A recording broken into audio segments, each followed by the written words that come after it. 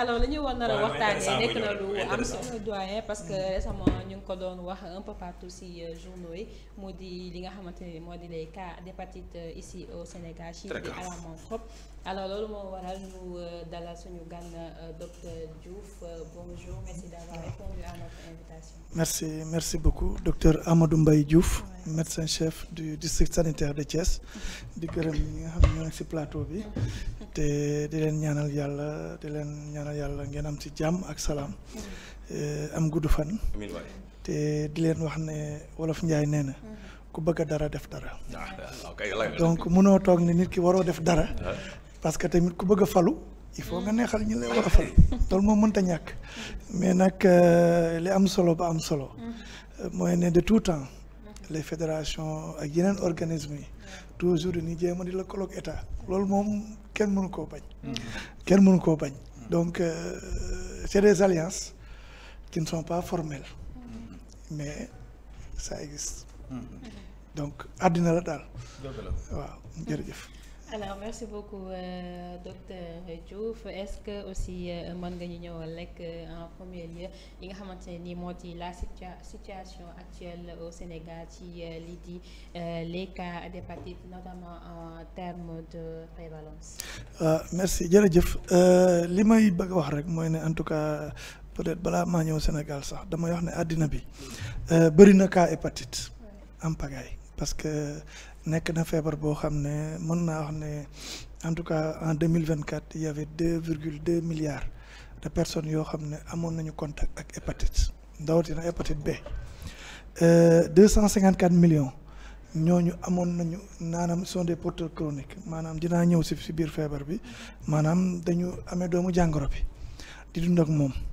te ñu wax ne aussi 1 million de personnes génn nañ si àddina lu ñuy wax si hépatite B di fàttali ne hépatite façon hépatite yu bëri na am na hépatite A B C D et E te nu ñuy wàllante bokkul parce que te dañuy def focus si hépatite B mais am na hépatite A hépatite E ñooñu par exemple transmission bi orofécale maanaam orofécale la mais am nañ B bi ak C bi en général ñoo gën a bëri rawatina hépatite B bi boobu transmission bi maanaam transmission si wàllu deret lay jaar su ñu nee deret nag même rapport sexuel aussi def si nekk voie de transmission aussi transmission tamit mère enfant maanaam yaay am ko suy wasit mu wàllu ko doom ci loolu tam aussi faral nañ ñi koy faral di gis moo tax nag Sénégal tamit amoon na fi programme boo xam ne day lutter contre l'hépatite B mais après au fur et à mesure ça n'a pas marché finalement aussi tamit pour avoir les données aussi c'était pas aussi évident mais ñun nous qui sommes sur le terrain nous savons que quand même ñu ngi am ay ravages yu muy def te lan moo tax feebar bi xaw a doy waar mooy ne y a un portage asymptomatique maanaam nit ki mën nga am doomu jàngoro bi te du feeñ si yow doo ko yëg xam nga loolu neexul loo xam ne doo ko yëg sa yaram yow da ngay jàpp ne yow feebaroo am na ñu bëri du ko yëg am na ñoo xam ne dañuy am feebar bi mais genre grippe la leen di def da ngay yaakaar ne grippe la nga jël say garab faju il faut nga def test au laboratoire soo defee test ñu soog la wax ne am nga feebar bi mais soo deful test laboratoire mën nga jàpp ne benn grippe laa am 4 semaines 2 semaines nga jël sa kii après nga wér nga yaakaar ne yow wér nga fekk nag wéruloo donc moo tax feebar bi xaw a doy waar donc nag fi nga koy gën a faral di gisee des fois fekk peut-être après fukki at def nga sa benn cancer du foie wala nga def lu ñuy wax cirrhose feebar lu foie la boo xam ne après foie bi du mën a dem parce que day mel ne lu wow day mel ne lu dëgër nga xam ne du fonctionner te foie ma fàttali ko ne foie benn organe la su yàqoo ak foie li muy liggéey ci yaramu nit ki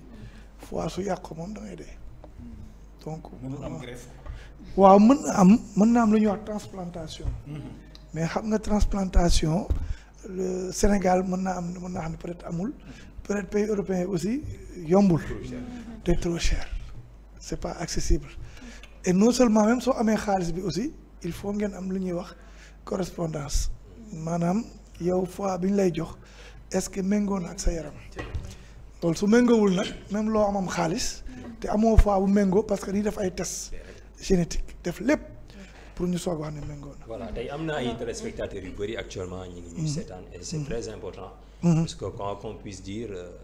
sujet bi ñu teg jàpp naa ni mooy sujet bi ëpp solo depuis le début du plateau. effectivement parce que question de santé la. et que hépatite B da nga ci wax lu am solo. dina dal nit ki ma koy sooxaale te du ci xam dara. waaw mais tey am na ku lay seetaan day dégg hépatite B xamul hépatite B lan moo koy causé lan moo koy kii est-ce que mën nga ñu. defal un tout petit peu benn taxaw seetlu expliquer ñu véritablement en profondeur lan mooy hépatite B. waaw hépatite B benn infection virale la comme A B C D yëpp hépatite virale donc c'est une infection virale la maanaam benn virus moo koy joxe. comme ni ma waxee sànq rek virus hépatite B fu muy jaaree maanaam mode de transmission bi mooy si wàllu maanaam si wàllu deret lay jaar mën na jaare aussi si wàllu maanaam yaay di ko wàll doom loolu mën na nekk aussi wala si ay rapports sexuels non protégés donc 3 voies donc soo leen xoolee mi ngi xaw a méngoo comme mode de transmission bu VIH moo waral ñun suñ koy faj. maanaam ñun suñ koy gëstu même maladie yi nga xam ne am nañ VIH dañ leen di topp si maanaam test boobu dañ koy def donc loolu mooy mode de transmission bi léegi nag feebar bi naka lay manifesté woo si doomu aadama bi comme ni ma ko waxee sànq y a ce qu'on appelle un portage asymptomatique maanaam mën nga ko yore te du feeñ si yow loolu benn situation la deuxième situation bi mooy après quelques semaines nga commencé développer feebar bi maanaam développer feebar bi mooy lan say bët yi day mel ni lu xaw a jaune day jaune des fois sooy tuur ndox mu foncé jaune bu foncé des fois sax sooy dem toilette aussi maanaam li ngay génnee si ginnaaw day xaw a changé day gën a clair ah te aussi da ngay am bopp buy métti mën nga am ay vertige ngay miir mën nga am aussi ay vomissement maanaam ngay wàccu mën nga am sa xel bi tey nausée mën nga ko am biir buy métti mën nga ko am surtout aussi tam da ngay mel ni ku sonn da ngay mel ne da ngaa daw Safa ak Marwa da nga sonn da ngay sonn pour yow da ngay jàpp ne grippe la sax des fois wala daal en tout cas coono moo la jàpp. mais premier signe yi parmi yi nga wax nii yëpp. est-ce que mën nañu wax ni ban signe moo ci gën a da nga xam ne moom bu dikkee dañuy xam ne kii hépatite dugg na parce que yaa ngi wax sawu jaune est-ce que bu sa sawu jaune rek est-ce que loolu laa lay bëgg expliquer maanaam c'est pas des signes spécifiques maanaam li tubaab di wax ne par exemple tey jii ñu ne kii diw mi Diouf la sant rek séeréer la déedéet maanaam du de c'est pas des signes yoo xam ne mën nañu wax ne signe bi directement hépatite la déedéet mais ay signes la yoo xam ne mën nga ko retrouver si yeneen maladies maa ngi lay tooñ di la wax sànq naan la da nga yaakaar sax grippe nga am te fekk du grippe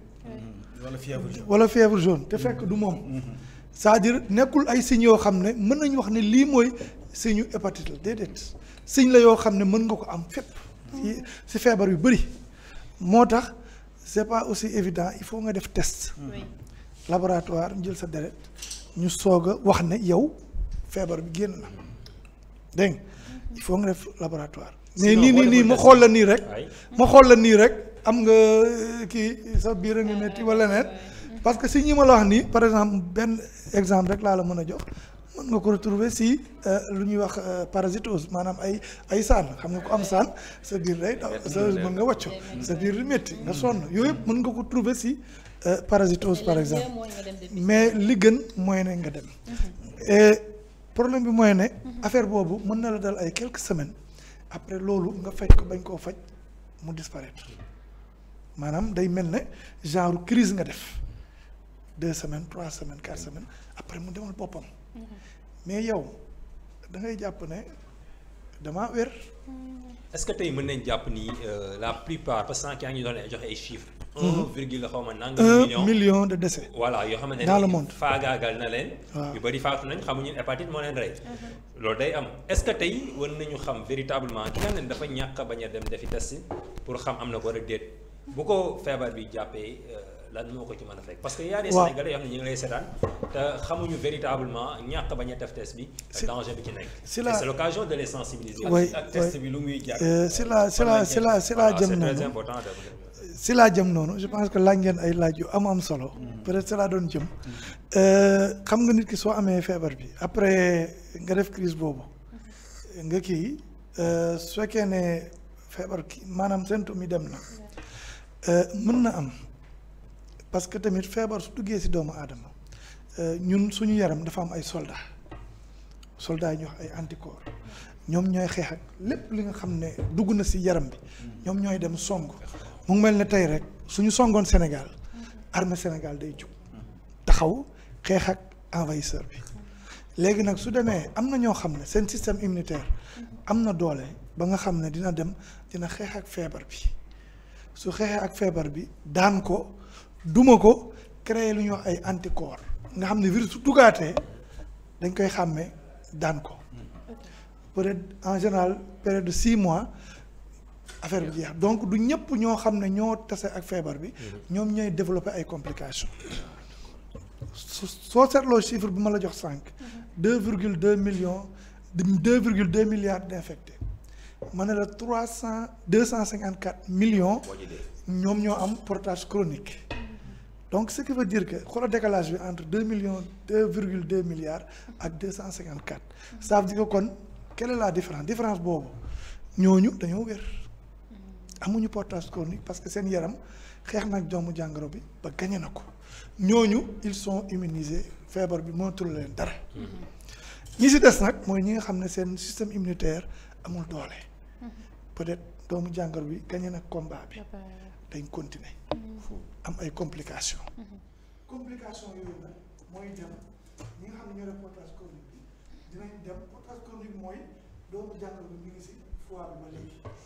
yàq si yàq loolu nag ñoom ñooy dem ba après def joxe ñaari complication majeures yi mooy cirrhose ak feebar ñu wax cancer du foie en général nag ñu si bëri stade boobu lañ koy gisee stade cancer du foie la ñuy gisee feebar trop tard c'est trop tard foofu mooy problème bi moo tax nag ñu ne en tout cas pour gis feebar bi laboratoire lañ koy dem gisi maanaam laboratoire bu nekk dans les centres de santé dañ koy def mais Sénégal aussi génn na beneen politique mooy am na ay tests rapides yoo xam ne ñu ngi koy def pour les femmes enceintes Sénégal joxe na ay tests yoo xam ne pour les femmes enceintes dañ leen defal tests yi gratuitement duñu fay mais beneen test bi nga xam ne c'est au laboratoire boobu dañ koy fay mën na fay ay 6 000 francs 6 500 donc loolu aussi tamit noonu lañ koy diagnostiquer donc si kaw loolu kon su fekkee ne feebar bi cancer lay joxe te dañ koy yéex a gis kon réaction santé publique lan la mooy naka la ñuy war a def ba nit ki bañ a am feebar boobu. loolu moo war nekk premier combat bi. premier combat mooy prévention. prévention bi nag am na benn vaccin bu ñuy wax boo xam ne dañ koy jox par exemple liir yi nga xam ne ñoo soog a juddu dañ leen di jox vaccin contre l'hépatite B. je pense que xam naa ne peut-être soo leen je pense que am na ñoo xam ne seen doom dinañ ko xam. ñi di topp vaccination bi. bokk na ci programme de vaccination. hépatite 0 lañ koy wax. hépatite 0 hépatite moins de 24 heures dañ koy joxe. mais am na vaccin boo xam te pour mag yi la. ñi nga xam ne 3 doses ngay jël yoo xam ne ñu ngi koy wax Genevac B lañ koy wax GENHAVEC Genevac B. d'accord boobu 3 doses la yoo xam ne. dañ koy jox ki nga xam ne musul nekk en contact avec le virus ki nga xam ne par exemple ki ma doon nettali sànq ki nga xam ne nekkoon na en contact avec le virus te développé na maanaam système immunitaire am xeex na ak feebar ba gañe na ko kooku jarul muy jël vaccin parce que moom xeex na ak doomu jàngoro bi am na ki mais loolu xam nga doo ko mën a xam nii. léegi doo ko xam ni su ngeen xamee. moo tax nag nga baal ma rek moo tax nag il est bon que ñu kii si prévention boobu. te prévention boobu rawul vaccination bi ñu koy def parce que nañ vaccination bi c'est efficace à 98%, mais dañu ne il faut que ku nekk par exemple nu ñu defee prévention VIH noonu nga war a defee prévention hépatite parce que c'est les mêmes modes de transmission comme c'est les mêmes modes de transmission donc les rapports non protégés loolu il faut arrêter ça soo demee si coiffeur ngay watu il faut nga xam au moins benn lañ set les drogués yi nga xam ne ñooy jël ay injections di bokk ay piqûres ay seringues loolu tam dañ ko war a éviter paaka bi ngay utiliser ak yeneen yooyu yëpp nga def ci attention donc moyen de prévention yi am ci VIH moom nga war a def en ce que il y a des personnes yoo xam ne ils sont exposés comme les homosexuels par exemple loolu aussi tamit des fois ils font des rapports non protégés c'est des problèmes aussi mais li am ba wóor mooy ne li gën a wóor mooy ñu jéem a teel a dem defi sa test mais xam nga population bi loolu xamuñu ko suñ leen ko waxul xamuñu ko léegi nag état du Sénégal naka la war a def ba test boobu mu accessible mu bañ a peut-être cher xam nga ñenn ñi soo leen waxee 6 000 francs 7 000 francs ce qui ça fait xaw na cher ak la tuberculose. waaw ne c'est gratuite traitement bi. et que waaw est-ce que tamit kii après ci jeexital bi moo ëpp danger. est-ce que tamit jotul ñu liggéeyaat ci mettre en place des stratégies yoo xamante ne dinañ tester les personnes malades même bu fekkee ne hépatite taxu leen jug bon ñu def ko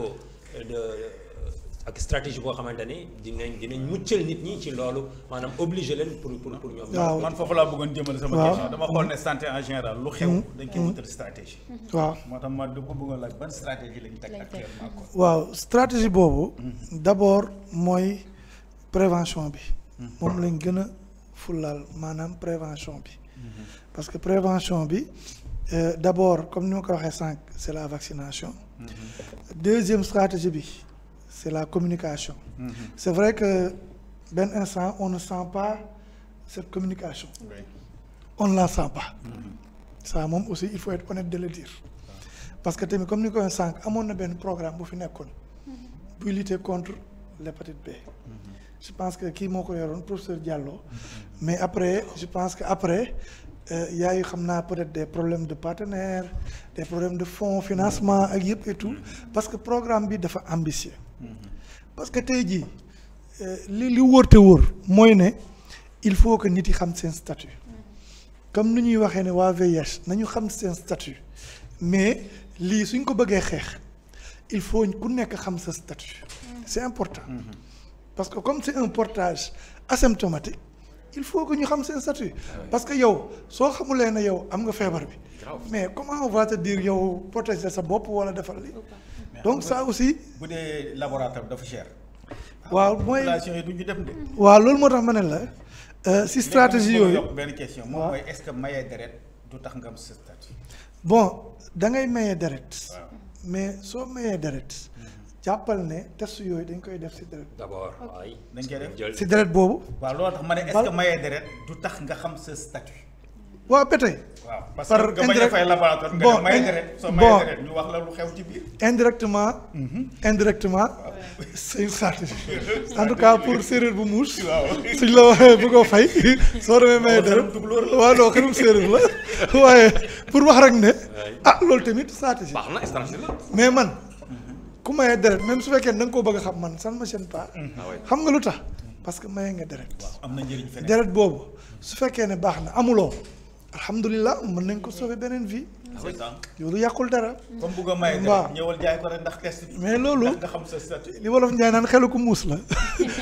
waaye yooyu yëpp je pense que lu baax la amul benn problème. sama mbokk yi nañ bu ñu mayee deret rek dañuy jeexal. waaw parce que tamit suñ la parce que na nit yi xam ne deret boo mayee dañ koy xool balaa ñu koo jox keneen parce que tamit bu leen fàtte ne hépatite C bi foofu sax lañ ko gisee woon ci affaire transfusion mais nag na ku nekk jàpp ne soo joxee deret balaa ñu koo jox keneen dañuy xool ndax est-ce que amuloo VIH ndax est-ce que amuloo hépatite ndax amuloo léeg-léeg parce que tamit suñu sol nit deret dañ koy jox deret bu sell bu baax même aussi taux d'hémoglobine bi dañ koy xool su fekkee nit ki aussi tamit su fekkee ne tamit non yàlla baal bon bugguma stigmatiser mais deret bi tamit aussi foo mu nekk deret bu baax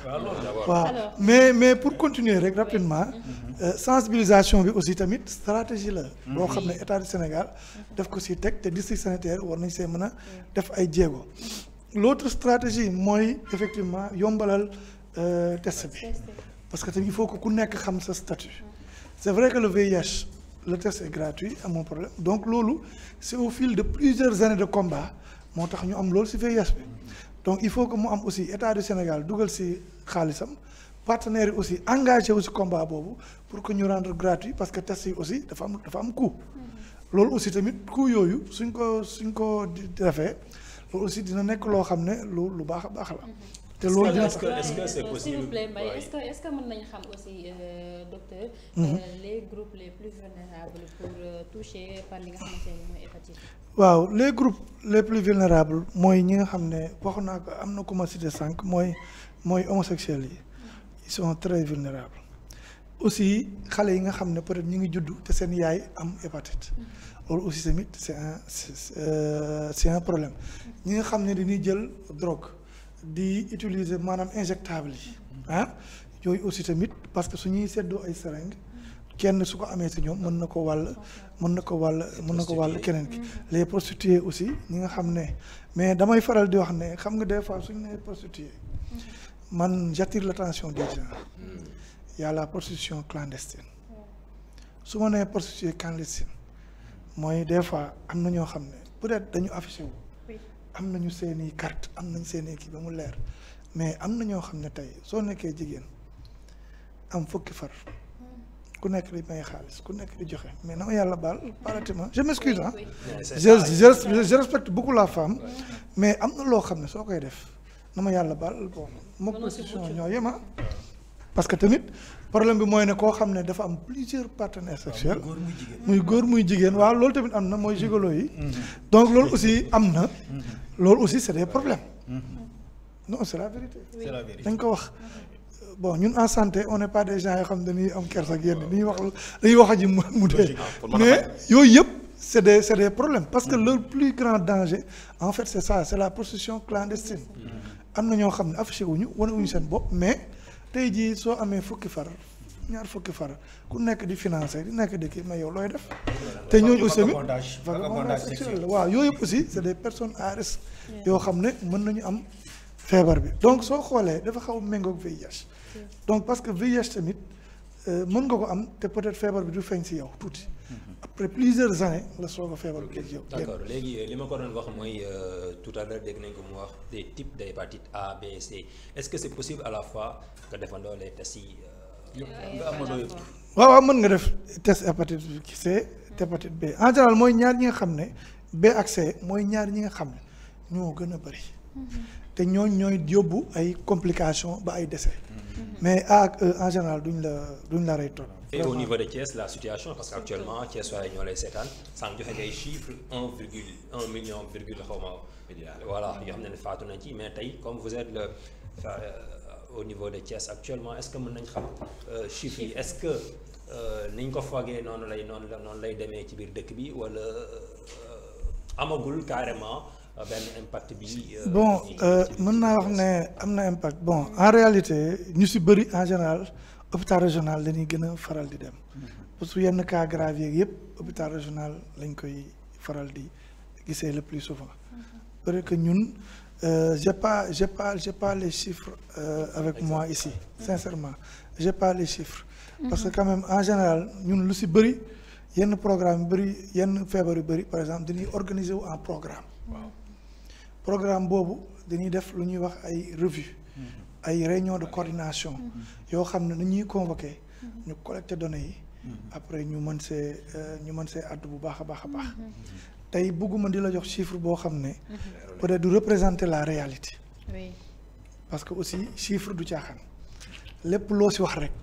de un na lay leer de deux nga am réalité des chiffres parce que aussi problème mu collecte bi aussi tamit ça pose un peu problème mais je sais que en tout cas bëri na fi pas plus tard que je sais pas en 2023 amoon na benn kii bu ñu defoon côté Tivaouane amoon na presque plus de 100 positifs. 100 positifs côté Sam Ndiaye la woon sax. une journée. waaw une journée. C'était en 2023 actuellement on est en 2025. Je pense waaw mais en fait c'était juste un exemple. Pour vous dire que man mii di la wax. am na sama benn cousin ak keneen loolu moo leen rey. dama lay wax rek. man loolu maa ngi koy gis man. mais une fois positif il suffit de respecter le traitement. mais une fois positif dañ lay naan y a un régime hygiéno-diététique un traitement symptomatique lañ lay defal su ma nee traitement symptomatique mooy su fekkee ne da nga doon wàccu ñu jox la garab boobu mu lay tere wàccu su fekkee ne sa bopp day métti ñu jox la boobu métti yooyu lañ lay defaral pour le moment léegi après ñu lu ñuy def aussi y a des conseils hygiéno-diététiques yu ñu lay jox maanaam le fait que nga war a wàññi ay graisse wàññi bañ a lekk suukar bu bëri coono bu soo ko amee tam nga wàññi ko en attendant ñu xool d'ici 6 mois xool ndax yow d'ici 6 mois y a ce qu'on appelle peut-être loolu tubaab la séroconversion maanaam tey est-ce que yow sa yaram bi gagné na combat bi su gañee combat bi ok su gañewul combat bi mën nañ patienté waat ci 6 mois su fekkee ne gagné na combat bi ok su gañewul combat bi nag mën nañ la mettre dafa am ay tests yu ñu lay def aussi yoo xam ne dañuy xool ndax yow war nga mën a jël traitement waroo jël traitement bi nag soo ko commencé c'est un traitement à vie mais traitement à vie boobu tamit dafa xaw a cher c'est pas accessible à tout le monde aussi moo tax nag c'est pas facile c'est compliqué moo tax nag gis nga man pour man sama avis mooy ne faisons tout je ne dis pas suñ mënul tester ñëpp mais nañu mën a tester le maximum de personnes parce que ki ko am tel koo xam ne am nga jéem a def attention maanaam tey par exemple koo xam ne am yow xam nga ne am nga ko kon waroo def par exemple un rapport sexuel non protégé